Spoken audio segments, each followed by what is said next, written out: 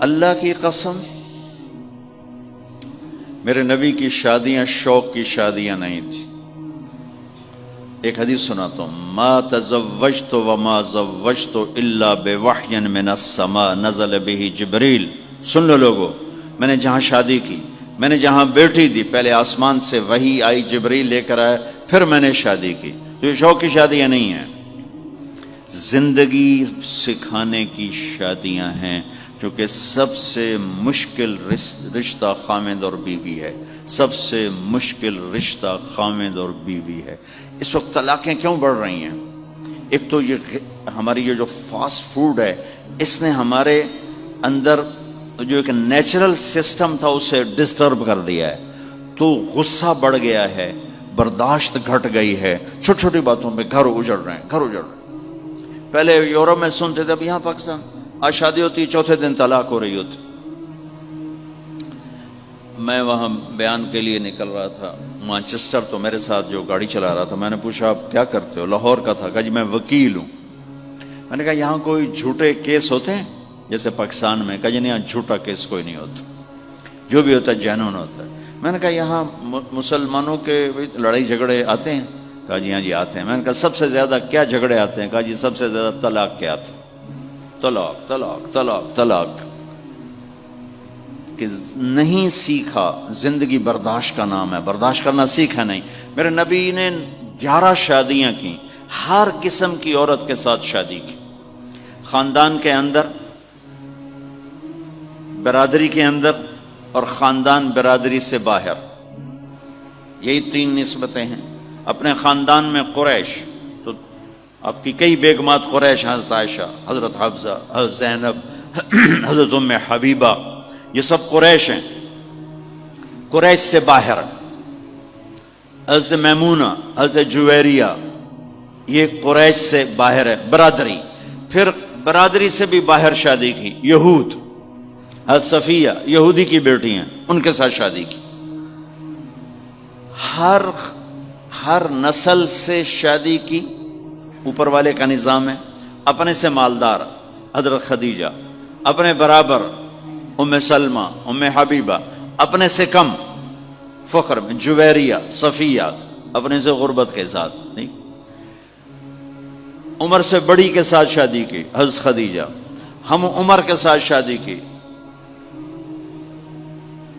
حضرت سودا. عمر سے کم سے شادی کی حضرت عائشہ. بیوہ سے شادی کی حضرت خدیجہ. مطلقہ سے شادی کی حضرت زینب. کماری سے شادی کی حضرت عائشہ.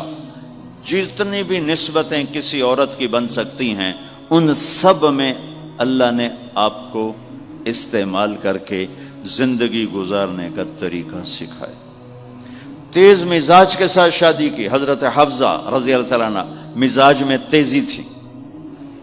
حضرت عمر رضی اللہ تعالیٰ عنہ کی بیٹی، مزاج میں شدت تھی، زندگی گزار کے دکھایا.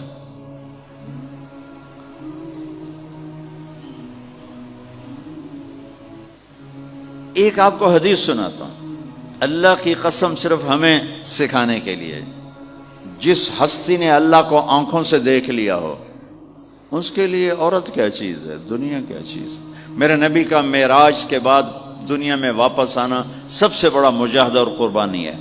جنت میں اللہ ہمیں نصیب کر، جب اللہ کا دیدار ہوگا تو اس کے بعد اللہ کی قسم جنت والوں کو جنت بھول جائے، عورتوں کو خامد بھول جائیں گے، خامدوں کو بیویاں بھول جائیں گی، اور جنت کی ہر نعمت بھول جائے گی، صرف اللہ کو دیکھنے میں گم ہو جائیں گے. اور میرے نبی اپنی آنکھوں سے اللہ کو دیکھ کر آئے ہیں. ٹھیک ہو؟ اب ایک حدیث سنو. عائشہ مجھے جب سے پتہ چلا ہے نا کہ تو جنت میں میری بیوی ہے، تو میرے لیے تو مرنا ہی آسان ہو گیا ہے. اللہ اکبر. یا عائش انہ لیہون علی ان اریتک زوجتی فی الجنہ. میرے رب کی قسم، ہمیں آپ کو سمجھانے کے لیے، ہمیں آپ کو بتانے. عائشہ مجھے جب سے پتہ چلا ہے نا کہ تو جنت میں میری بیوی ہے، مجھے تو مرنا اچھا لگنے لگا ہے. مجھے تو مرنا اچھا لگنے لگا ہے کہ تو جنت میں میری بیوی ہے. سبحان اللہ.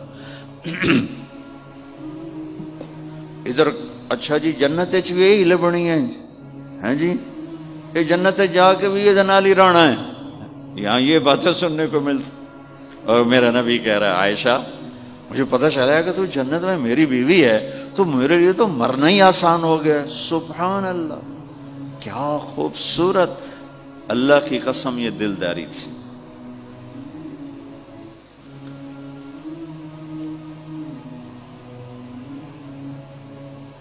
سب سے مشکل رشتہ خامند اور بیوی ہے.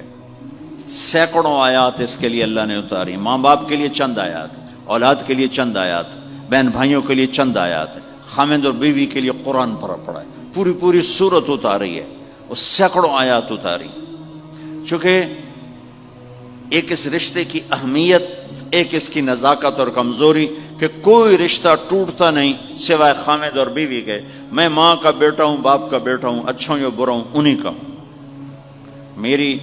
میرا نسب میری نافرمانی سے بدل نہیں سکتا. میں اللہ بخش کا بیٹا ہوں، میرا یہ نسب بدل نہیں سکتا، اچھا ہوں یا برا ہوں. اللہ ان کی قبر روشن کرے.